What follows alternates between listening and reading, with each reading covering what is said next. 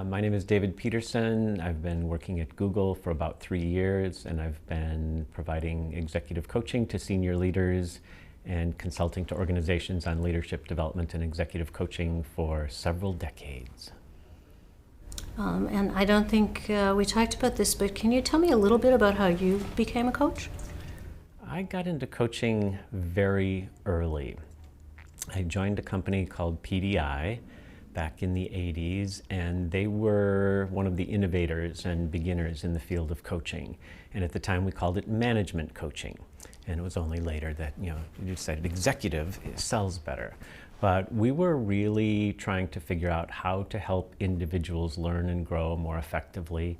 And we started meeting once a week to talk about how do we get better at this, how do we provide the greatest value to our clients.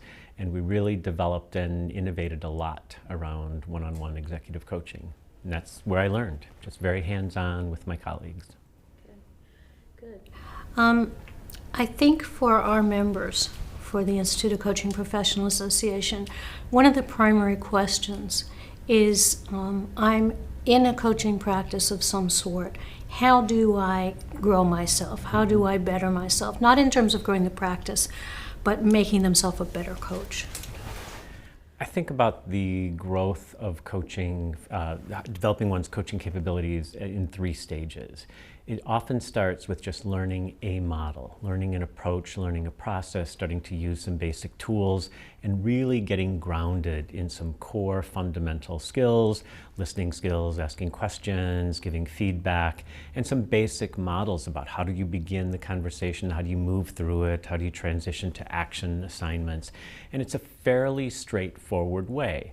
And I encourage people to start off by coaching the people that they think they can actually help the most. So don't aim too high, but just get a lot of experience where you can really add value and try to grow into that. The second stage for most people is they start to internalize a lot of the processes. They start to say, oh, this might be more helpful here, or I'd like to try this.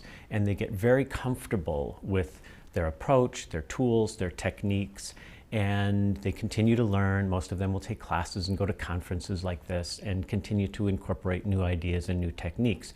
But it's at that point that I think it's most important for coaches to decide, how good do I want to be? Do I want to stand out from the crowd? Do I just want to continue doing what I'm doing?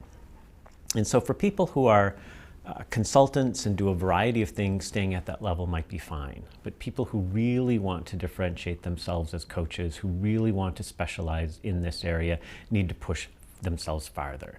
And there's a lot of research on the development of expertise and mastery, and most of it applies to coaching. And it starts with 2 fundamental things. First, about 10,000 hours of practice. So you just have to get out there, try it, work at it, get your clients, practice even apart from your clients. Think about, how do I practice my coaching skills in every conversation I have? How do you be fully present and pay attention to whoever you're talking to and really listen and explore their thinking?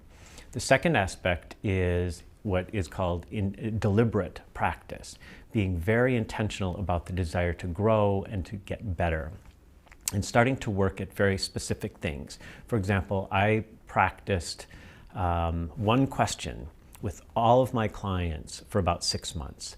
So I worked very intentionally on figuring out, how do I craft the best possible first question for my clients? What do you want to work on? What do you want to work on? What do you want to work on? And I will use all of those, but as you can hear in the intonation, they're getting at very different things. And so I feel like I developed a lot of expertise just around that one specific question. And so it's that relentless pursuit of, how do I get better at this thing? And then how do I get better at that thing? And how do I get better at providing feedback? And really a disciplined approach to practicing that. Personal interest of mine, that I'll throw in here, just because I can, is the idea that coaches not only have to be practicing their craft, but they have to be on the receiving end. And do you have an opinion or a comment on that, of being coached? And I guess what I'm saying is really getting into their own material. Where are they getting in their own way, that kind of stuff.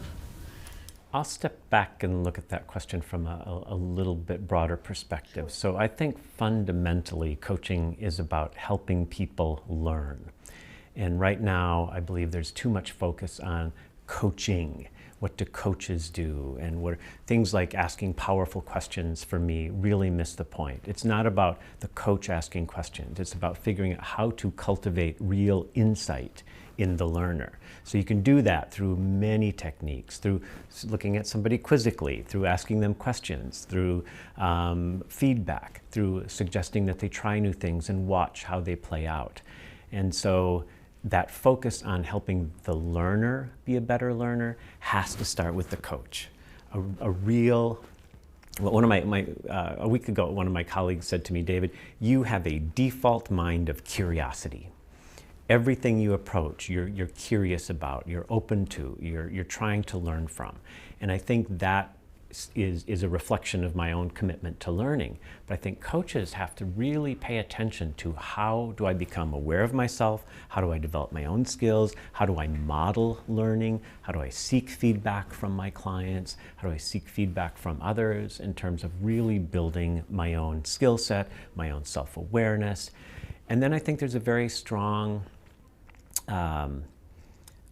thread of getting clear on who do you want to be as a coach. So in one of my leadership models, I have an emphasis on starting off by looking inward. Who do you want to be? And I think the same thing applies to a coach. Who do you want to be as a coach? What values do you want to live by? What will inspire others to follow you and be interested in you? What kind of mission do you have as a person and as a coach? And that's such an important part of developing oneself as a coach. Good. Can you talk a little bit about your leadership models? Mm-hmm. Well, the one that starts with looking inward moves to look outward. So look around you, what's happening in your team, in the organization, in the economy, in your industry ecosystem, in the macroeconomic climate, and the geopolitical. So, just expanding spheres of influence, what's going on around you. Third is looking forward. Where are things being innovated? Where are things changing? What are the trends? What's happening in markets? How are they moving and shifting? Fourth, look around. So now look at your team and think about what can they do? Are they willing to follow me? How's their level of morale? What can we actually begin to do given all the other information we have after looking inward, looking outward, looking forward? And then finally, I call it GDSA, go do something amazing. So the end goal of all of that looking is to get good information, to be aware of what's happening, to really take an objective, fresh look at things and figure out where can I have the greatest impact, given who I am, given what's going on around me, given the team that I have, given the broader industry, what can I actually do that's going to be amazing, have some impact, and really make a difference. Could you give me an example of how you would use that as you were coaching someone? Mm-hmm. So it doesn't necessarily work linearly. It's not like you go through each of those steps. So one person, for example, invited me to come work with him on his presentations. And so we started off at a fairly superficial level. Stand up there, what's your opening? What do you want to say? What's your goal? And we practiced some of those components. And then I asked him, what's the impact you want to have on people? What are the values that you're bringing that you want to communicate to people? How do you want people to think about you as a leader? And now let's go back to the beginning of your talk and look at how you inject your own personal stance as a leader. And what was really fun about this person in particular was he started standing up straighter. He started speaking much more from the heart. Even sometimes it was the same words. Sometimes it was different. Sometimes he was more explicit. But you could just see this thing rise in him. And he has never been a very clear communicator. And after that presentation, people said, not only did he communicate more clearly, but I started to respect him more as a leader. And so I was really proud just of that half-hour conversation that we had.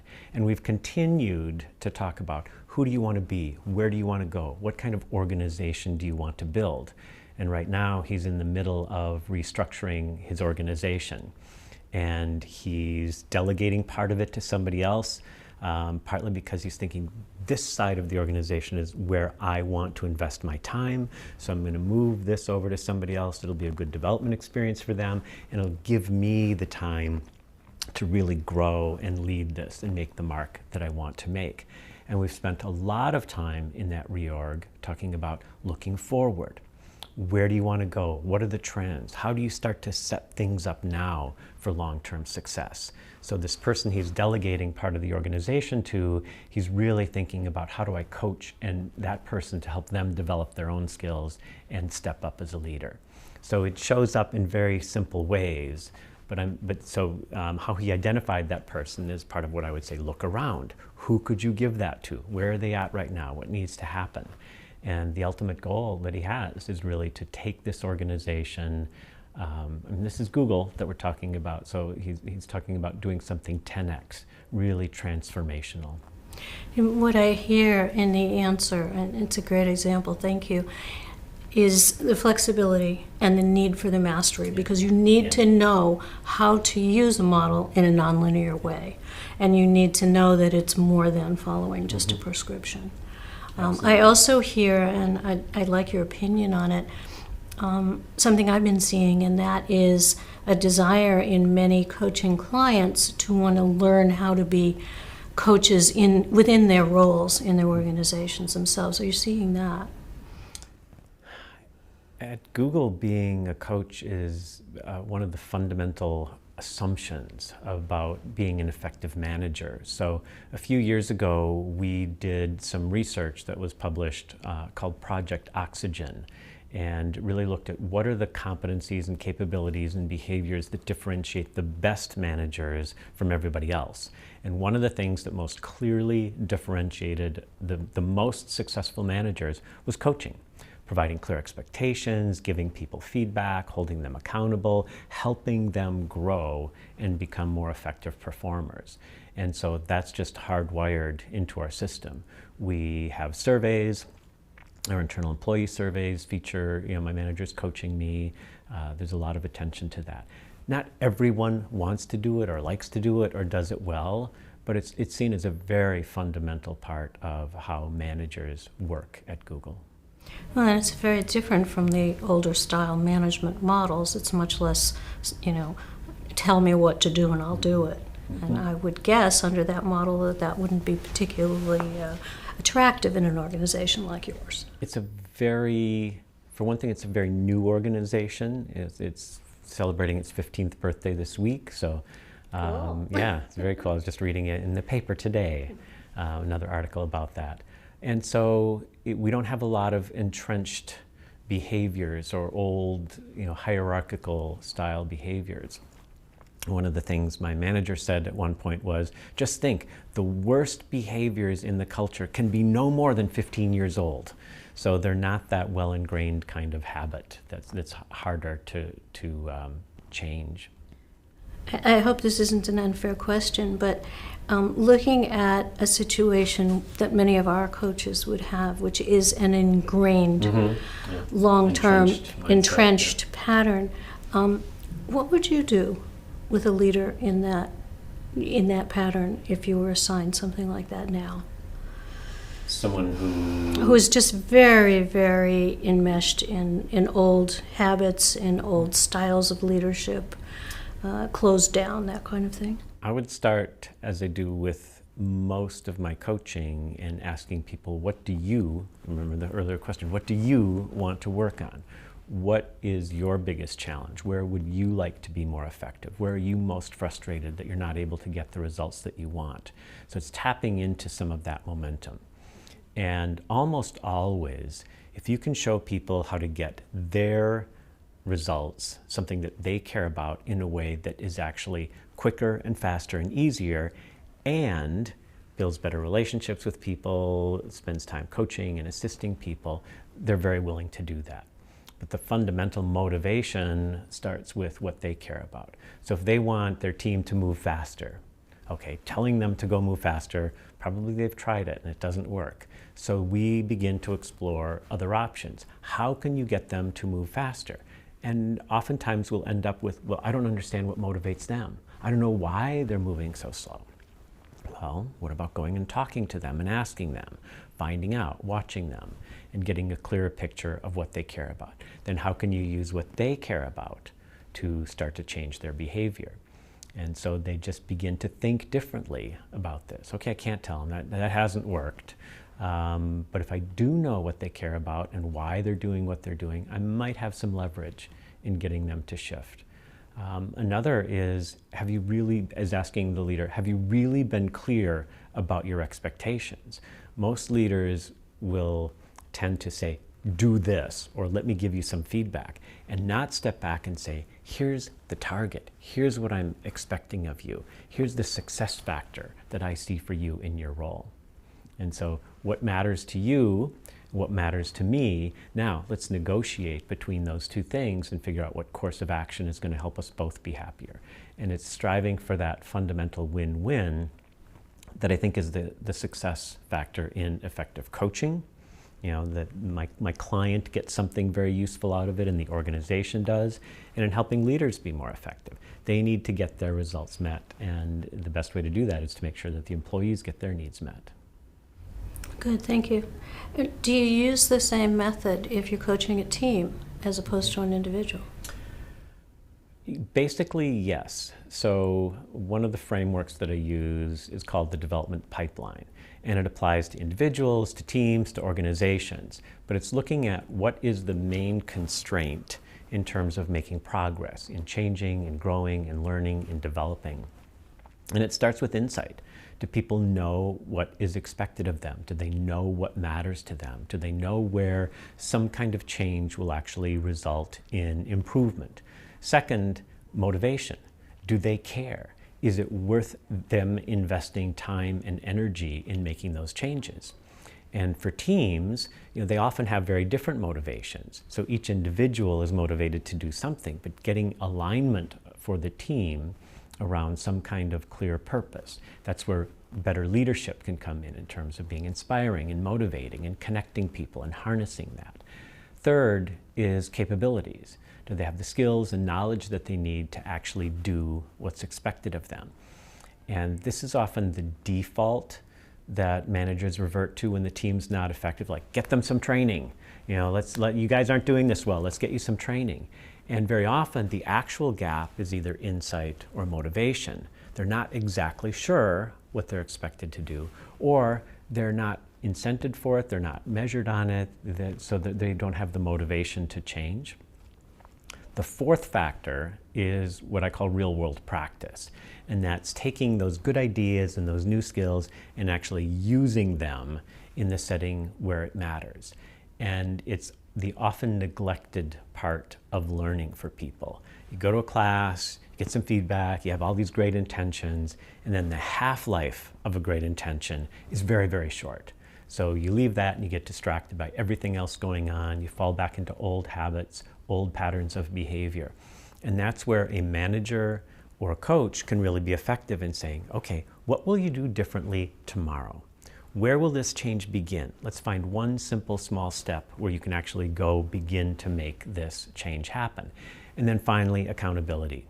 Is anybody paying attention? Does it really matter if I make these changes? So if I'm a manager and I'm talking to my team, here's what I'm expecting of you, here's why it's worthwhile, here are the skills that you need. Let's talk about where you begin to make this change. And I'm going to follow up with you in 2 days to see, you said you're going to try this tomorrow. Did you actually do it? How did it go? And sometimes it feels like it's too much effort and you're holding their hands and you shouldn't have to. But it's actually helping people through part of the hardest part of change. It's actually breaking the habits, trying something new, and realizing it does matter to my manager. And so as a coach, I may not follow up with somebody every other day, but I do want to hear, what have you been trying? How is it working? Where are you making progress? Where are you getting stuck?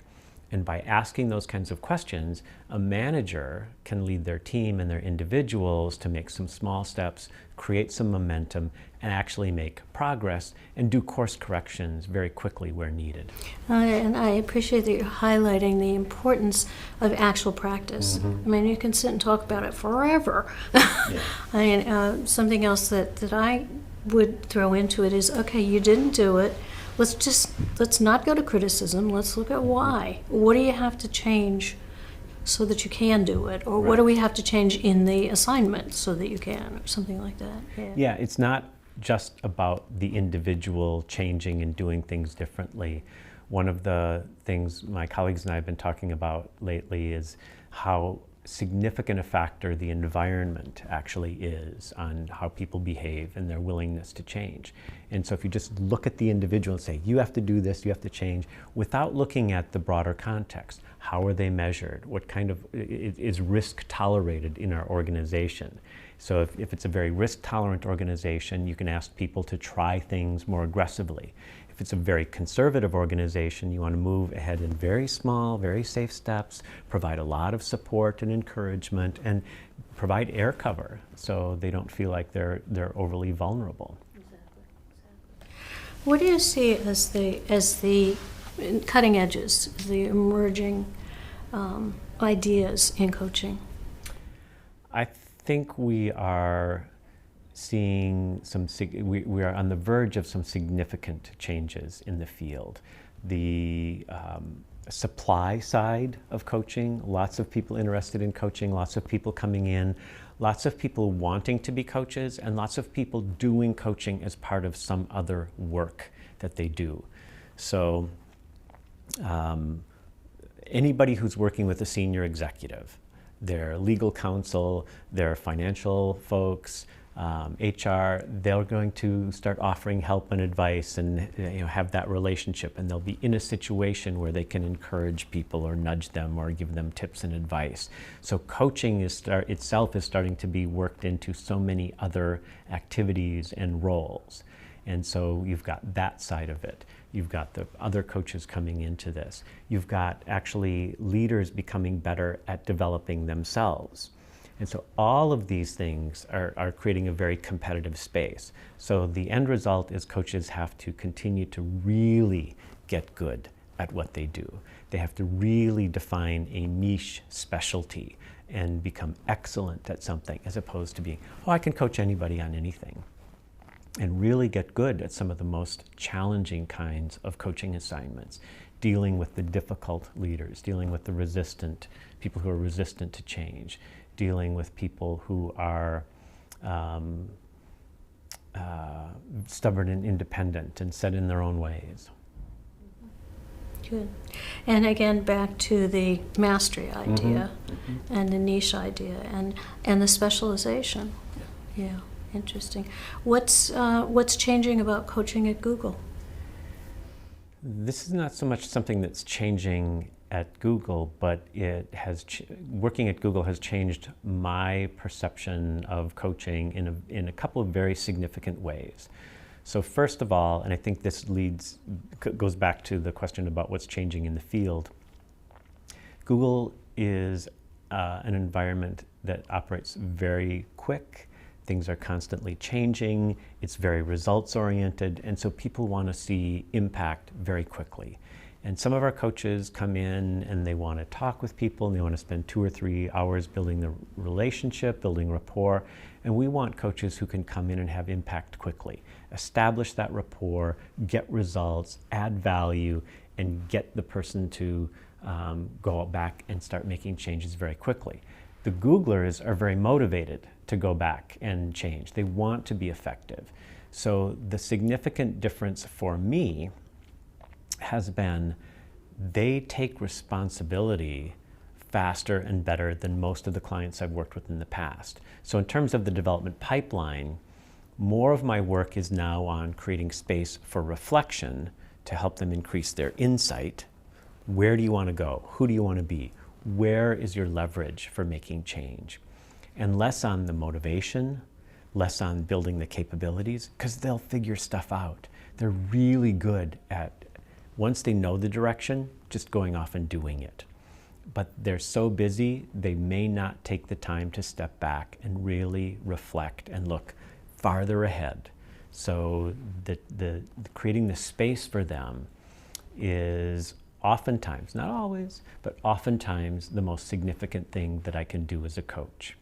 And in the past, it was much more about helping tap into their motivation, helping to build capabilities, helping them to figure out where they're actually going to make the changes, holding them accountable.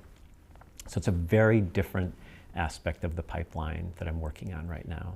Is there something in there about their willingness or their openness to trying things new, maybe about their curiosity, to go back to something you said earlier, that in more traditional, to use a funny word, coaching situations we have to work on first? It sounds like maybe that's shorter time frame or something. We've hired, by and large, really smart, achievement-oriented people who are naturally good learners. They take responsibility for figuring things out. They're used to trying to figure out what's next. And so they're very good at the learning process. They're very motivated to change and grow. And they know that things are changing around them. They're very familiar with that concept that tomorrow's going to be different in some unpredictable way. And so they're far more attuned as learners than a lot of other people or a lot of other organizations. So in every organization you find people like that. I think it's just that Google has a much higher percentage.